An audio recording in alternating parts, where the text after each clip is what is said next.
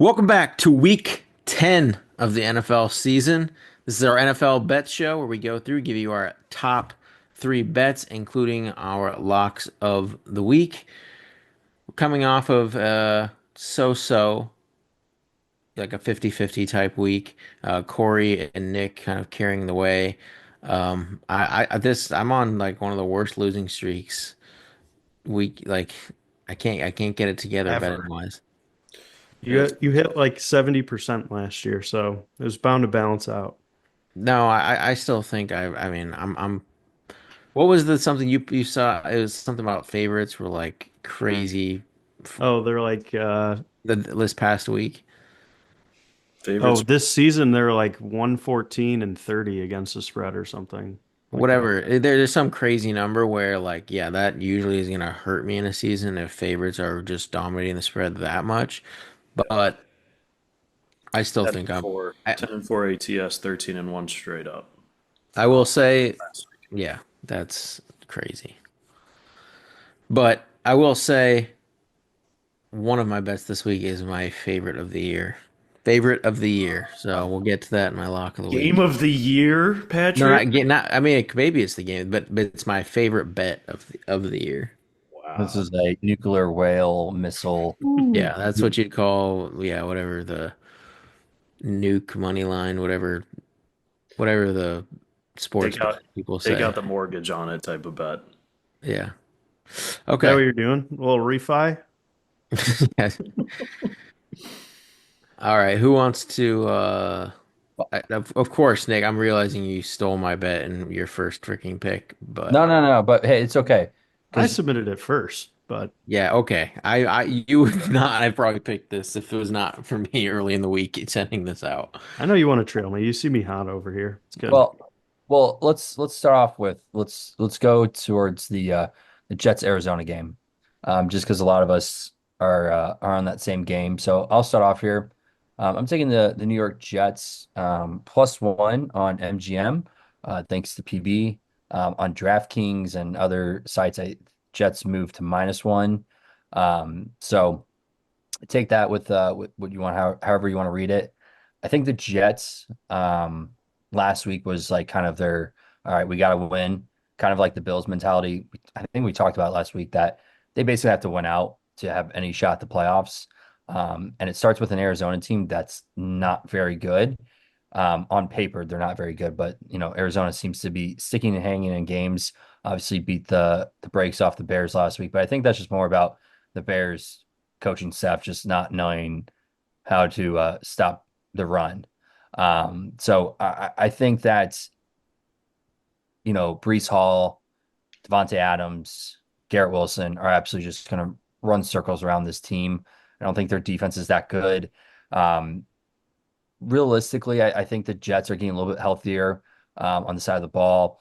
So on the defensive side of the ball, so it should be helping out their secondary. And I just think again, I think it's kind of a get right spot again for the Jets, continuing their win streak. So I'll be taking the Jets +1 here. All their statistics are not good against the spread. So I'm not even going to read them off because that just hurts my reasoning. So we'll move on to the next next Jets pick. Yeah, I mean you covered a lot of it. I'm happy with what I saw out of the defense last week. Obviously, they've been hampered with injuries, losing Jermaine Johnson and a couple safeties, and some of these backups I think that had to step in are getting a little bit more comfortable with their roles. So we saw them hold the Texans to 13 points last week, and what's been a really hot run offense. I think they did a good job containing Mixon. So I think they're going to force it to be kind of like Kyler's got to beat Aaron Rodgers. And I think that offense is obviously clicking. They parted ways with Mike Williams, which means they like what they have now. And Garrett Wilson, Devontae Adams is a pretty awesome duo. I think we finally got to see peak Garrett Wilson last week, which was maybe like a year and a half too late, but I'm glad we finally got to see it. I expect it to continue against the Cardinals here. So took the Jets last week -1.5 and going to keep riding them. Yep, I'm on the Jets as defense as well. They've obviously underwhelmed, but like Corey, mentioned how last week we were talking about how the Jets are kind of like was it the no, actually I was talking about the Dolphins in that scenario, but the Jets in a way are similar to the Dolphins in which they need to win a lot of games and a lot of games quick just to stay in this playoff race. And that was kind of like the Bills of last year where they were just like every game was kind of like the Super Bowl, like do or die. And Adams definitely seems to be shaking off that rust where, he had that connection with Rodgers in Green Bay. Then they're apart for a little while, and then it took a little bit for them to get back on the same page, but you kind of saw it start clicking really last game. And now it really feels like this last stretch of the season, you're going to start to see certain teams really rise to the occasion. I think the Jets are going to be one of those teams. Their defense is just too good overall, and their offense is, I mean, yeah, Breece Hall, Garrett Wilson, Devonta Adams. Like it's just too good not to. As long as Rodgers can be somewhat competent, they're gonna go on a little bit of a run here. So I think it's a really good matchup with the receivers there against the Arizona defense. Breece Hall should be able to run wild on this team. So love the Jets +1 in the spot. I think the money line is perfectly fine here. That's probably what I would be playing too. I will say, and then we'll move on. I feel like taking Brees Hall's receiving receptions props every week because Aaron Rodgers dumps the ball off more than I think any other quarterback in the NFL, and their schemes of quick passes, like I almost want to take their overs on all the receivers' receptions because of how many short screens they throw and like RPOs that they throw. So I think that's another really good profitable bet as well to keep Yeah, taking.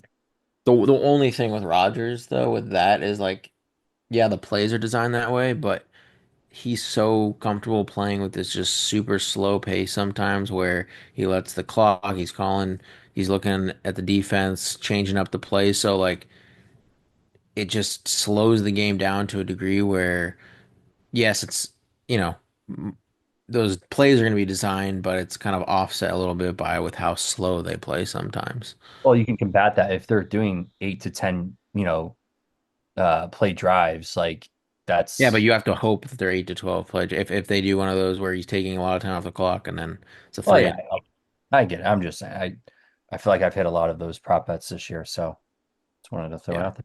Rogers just, man, if he could play fast paced, I know it's just not really what he does, but yeah, those guys could actually just have explosion games and fantasy and stuff. Yeah, I feel kind of left out here, not hopping on the Jets bandwagon. But That's for my first pick of Week 10 here, I'm going to take the Thursday night Bengals Ravens over 53. Big total here.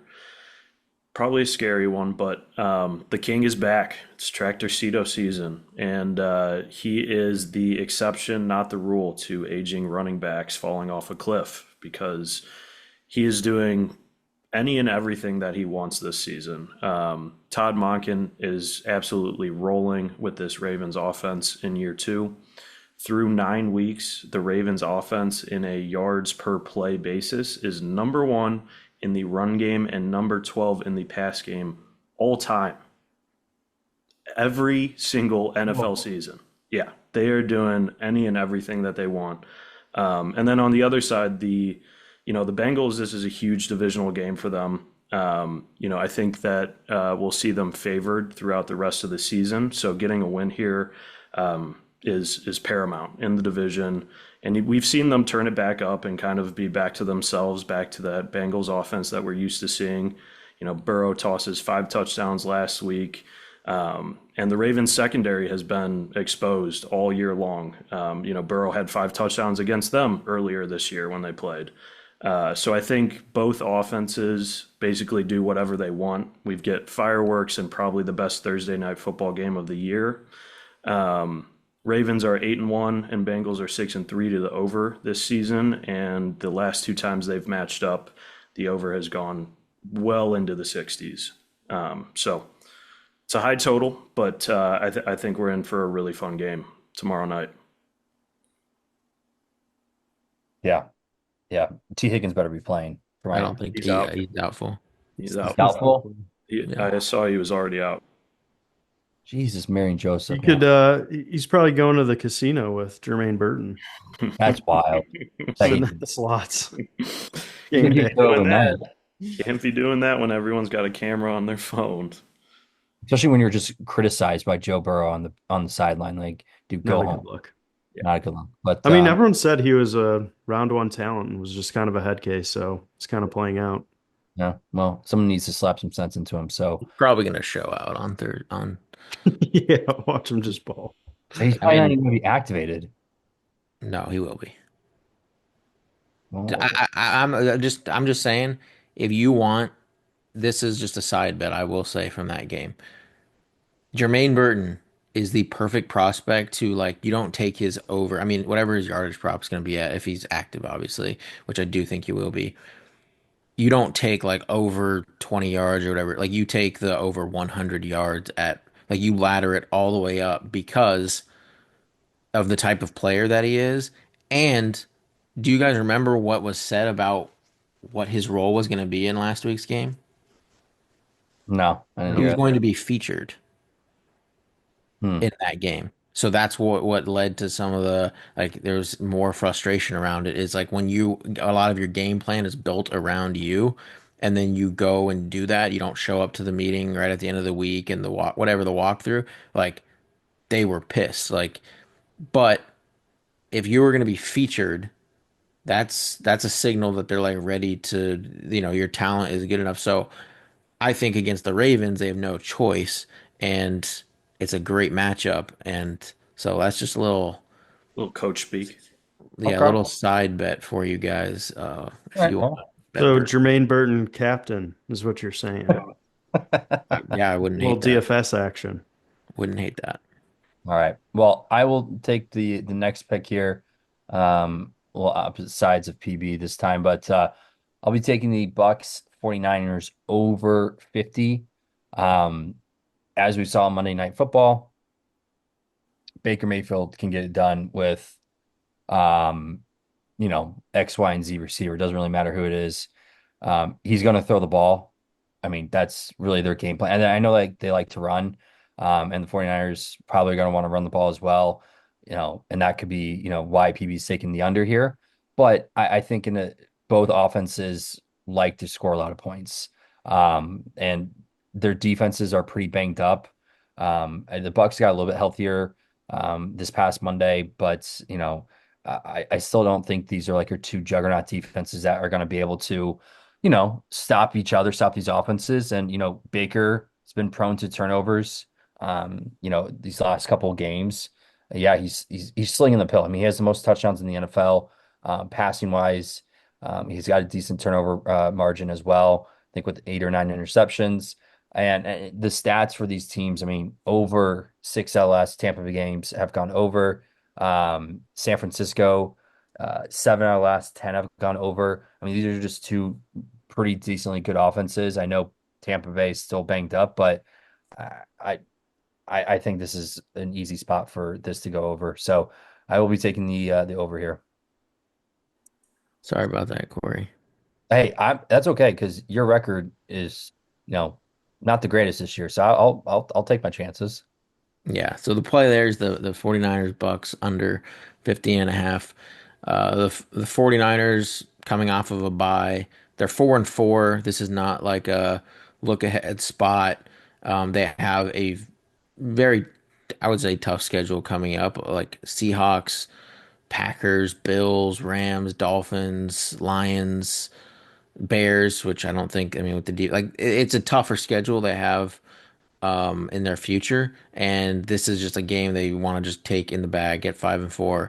Um, so with the lack of weapons for Baker, I understand what he did against the Chiefs. He got there kind of the second part of the game, but I do not think he's able to do that consistently with those weapons. The 49ers, I don't think will have any trouble moving the ball at will, controlling the clock.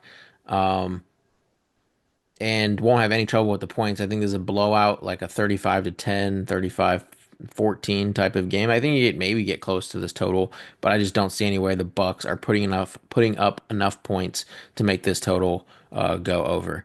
Um, I kind like the only way I saw this game going over is so last week I liked the Ravens Broncos under, and it only got over because yeah, the Broncos weren't able to do anything, but the Ravens put up so many. That would be my only fear in this game. I don't see any chance Baker can hang in there.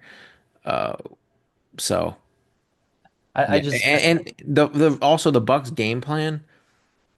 It's yeah, it became passing like later in the game, but it's not like if you're a team like that and you're just trying to scrape by with some wins, you're trying to also control the clock, run the ball, just wind that clock down so you can keep it as close as possible to the end of the game. If you're just throwing, like why would your game plan be to try to win a shootout with the 49ers throwing the ball all game? Like that is a horrible game plan.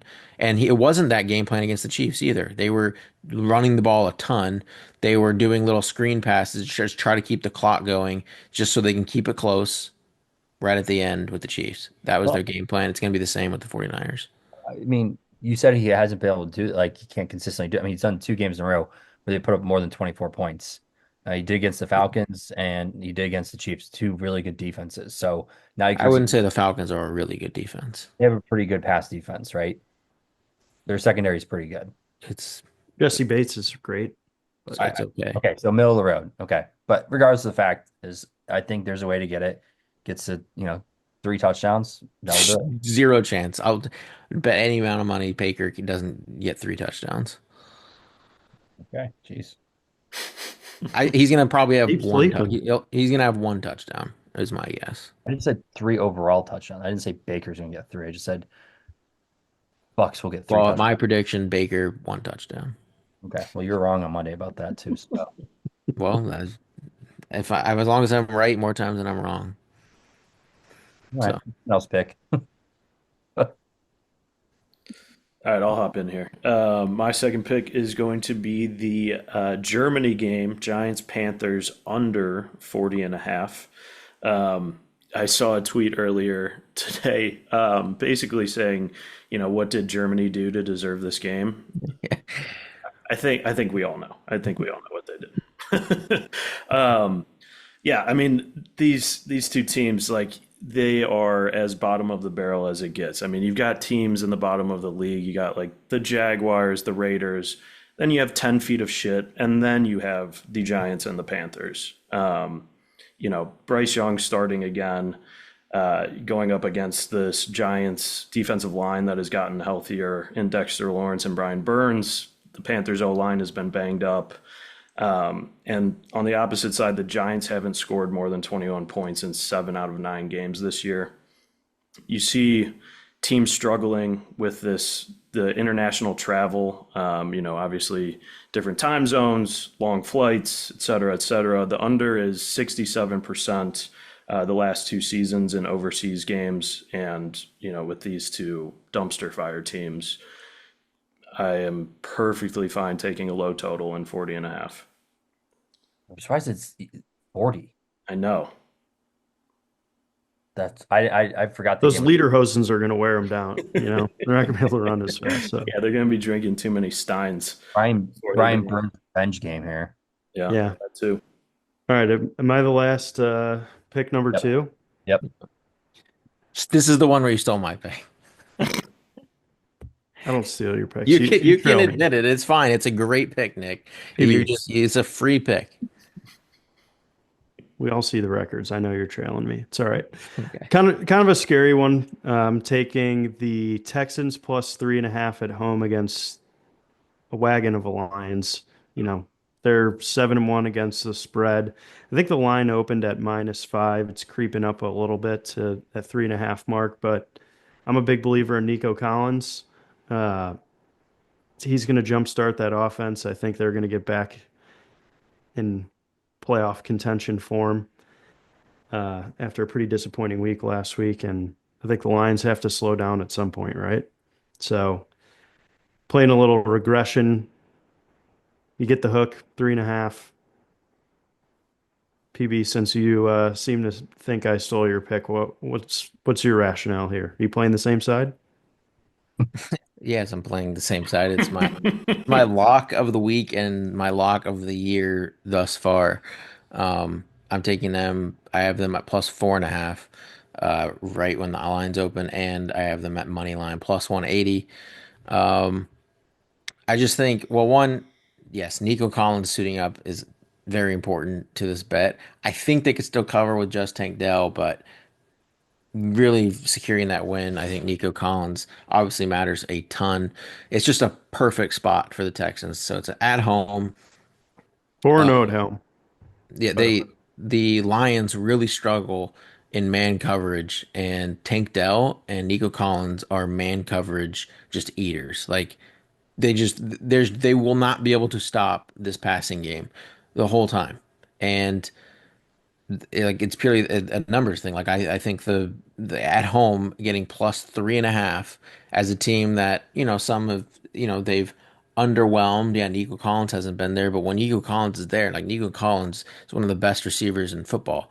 And it's just, again, this number made absolutely no sense to me when I saw it early in the week. I always thought Nico Collins would suit up. Really hope he does, but don't see any way the Texans losing this game if he suits up. Not You guys so are, fast. you guys are, oh man. Not so fast, boys. I bet against the Lions last week. I fucked around. I found out. Yep. That's the narrative we're going with here, Alex. My lock of the week is the Lions minus the 3.5. I I mean, you can just see what they're doing on offense. They literally can do whatever they want on any defense any given Sunday. They do not struggle. It's another indoor game. Everyone thought last week Jared Goff struggle outside. Did not happen. And really the main reason why I'm taking the Lions is because that offensive line for the Houston Texans is going to get CJ Stroud killed.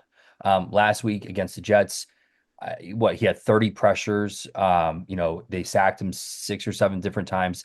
I know the Lions obviously are Aiden Hutchinson's not there since he broke his leg and is obviously out for the season. They brought in Zadarius Smith. Obviously, Zadarius Smith is not Aiden Hutchinson, but that's defensive line is still going to be able to eat against this really really poor offensive line. And then plus the offensive side of the ball. I mean, on paper, I'm taking the weapons of the Lions against the weapons of the Texans any single day. The Texans really rely on Joe Mixon to carry that load. If Nico Collins is back, which it sounds like he's probably trending that way, they're going to be able to get theirs, but I don't know if they'll be able to keep up. Just strictly based off of the offensive line underperforming, and their drives are going to come to an end with multiple different sacks throughout the game. So give me the Red Hot Lions, who are what? What was that stat you shout out there, Alex? The Lions are They 4 are, 15 ATS in the last 55 games. That's pretty good. yeah, That's so 73% basically since 2020, middle of 2021. and I don't even care if the Houston Texans are breaking out their all red jerseys for this game. Like break out, whatever you want. You're gonna get Rick rolled here. So Chrome helmets. Not a chance. they look like XFL like team like It, helmet it is jerseys. such an You sound like a overreaction. jealous Colts fan. It is the classic overreaction and underreaction spot where there's a team that has drastically overperformed.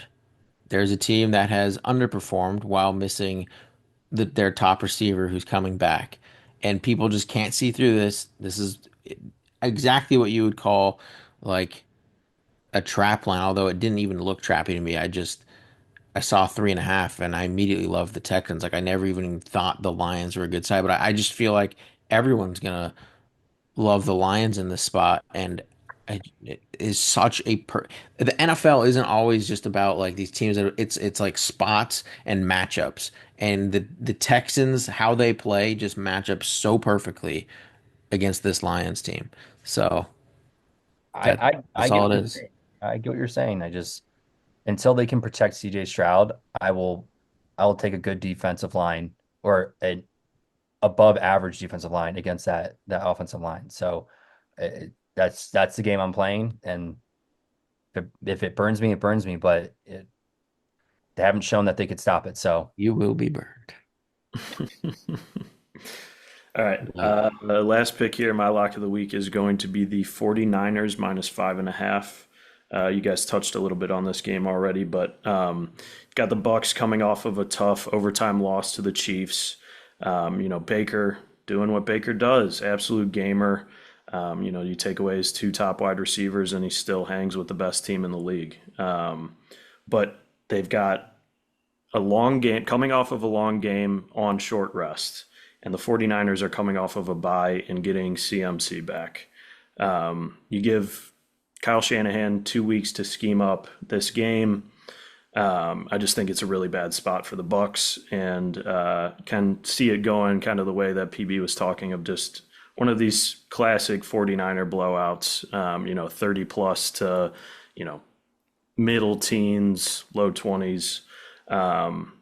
Todd Bowles, 0-5 ATS against teams off of a bye, and road favorites off of a bye, 60% ATS, jumps all the way up to 70% ATS of favorites of 5.5 or more. So teams coming off of a bye, with big spreads, generally cover, and a team like the 49ers, who needs to win, sitting at 4-4, I think comes out, gets the job done, and controls that game.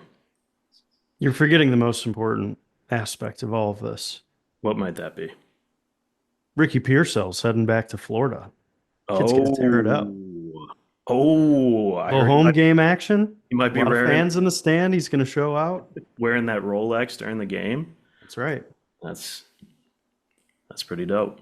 I also forgot to tell you, PB. Houston is 1-6 ATS in their last 7 games played in November. So Yeah. Yeah, because November in the inside really matters. on out there. I gave you the stat. Undefeated at home. Yep, something's gonna break, right? Yeah. Right there, Corey. Yeah, I mean, you can. I mean, sure. That's the point of Corey's useless. jealous of the jerseys. I mean, he brought it up. So They're gonna look so good. I mean, maybe the Colts will bring the Duke helmets back. No, they they have did Indiana Knights coming out soon, so chill out. they did bring out the jerseys at the right time. I will say that. It's like, Yeah. what better Go spot return than game. Sunday night football prime time, and then you go and beat the Lions at home, and then everyone's back riding the Texans, and I'll be probably back to fading them in a future spot where they're overvalued. So it's looking good for the end of the season stretch here for my bets. All right. Anyway, We shall see. that'll do it for our week 10 bet show. We will be back next week. Please leave a like, comment your favorite bet, and we will see you next time.